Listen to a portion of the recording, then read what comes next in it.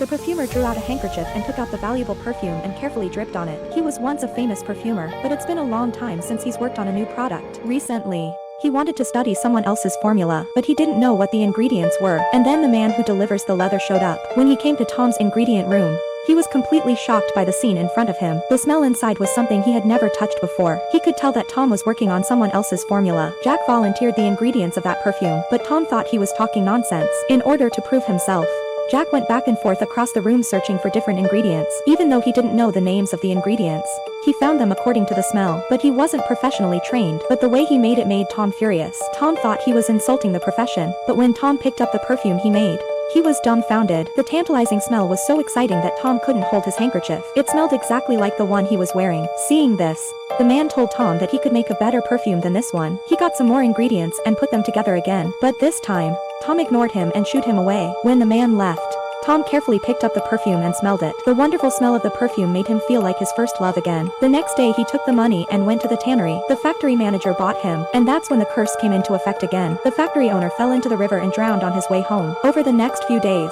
the men helped Tom spread the word about the store. Tom also began to teach him how to preserve the perfume, but his talent was too great. Soon Tom had nothing left to teach him. He was ready to travel to Graca in order to learn the art of oil extraction, but he needed a letter of recommendation from Tom. Without hesitation, Tom agreed to write him a letter of recommendation, but as a condition, the man had to give Tom 100 recipes, and he agreed without hesitation. After all, they were just garbage to him. Tom was contentedly lying on his bed with the recipes. That's when the building collapsed. After a long journey, he finally made it to Graca. When he arrived in town, he smelled that special scent once again. It was the scent of the Lord's daughter, but it wasn't easy to get into the heavily guarded city hall. He had no choice but to go to the distillery first. Here he quickly mastered the oil extraction method. In order to retain the scent, he began experimenting with human beings, but the flavor never satisfied him. But the man didn't give up. He set his sights on a woman to be his next test subject.